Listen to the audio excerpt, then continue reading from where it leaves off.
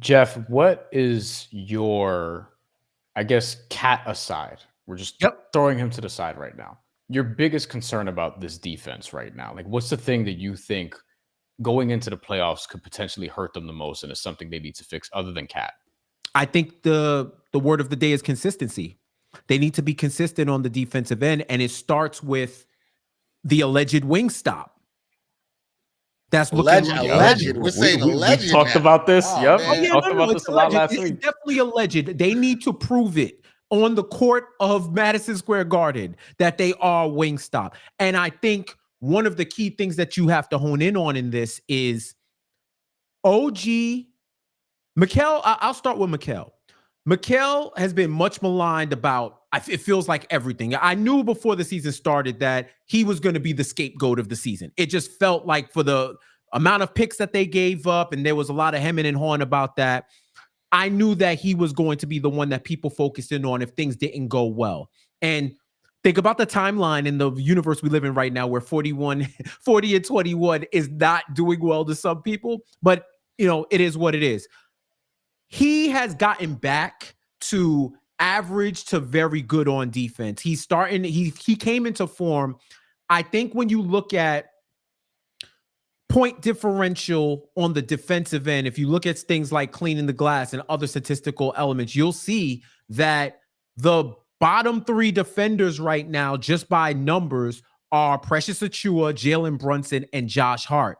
And it's the Josh Hart of it all that is so fascinating. That for the immense versatility that he has, all the intangibles that he brings, the literal heart and soul crushing, spirit dispiriting rebounds that he can grab, all the great things that he brings, there's just something that hasn't been clicking with this offensive lineup, with this starting five for the Knicks.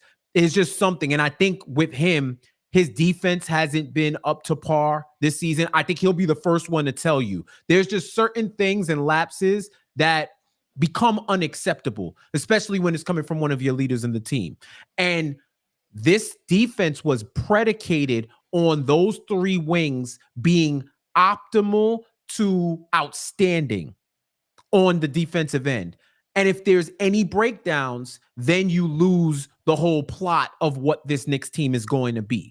For all the concern about Cat, he still has a positive point differential. If he gives up points, he's going to get them back and try to get them back in 2 times, right? And I just think that with the wing play and with that going on, that was what this defense was predicated on. Point of attack defense, stifling the best players and the best wings on the opposing end, and being able to insulate Brunson and Towns.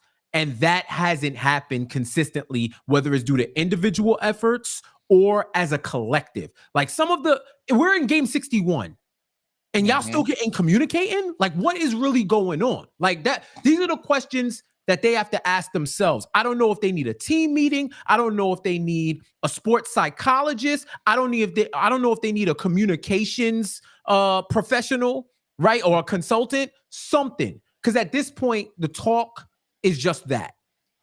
The actions scream where the words whisper.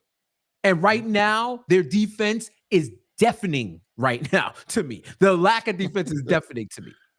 Yeah, I think there's a lot you brought up there that I like. And I love the question by Brian, because I was thinking about it last night in the locker room after the game. And I'm like, all right, we've been hearing this thing about communication. I've been hearing this since game 30 and 40 and 45. And now we're at game 61. And we're still hearing the same thing about communication.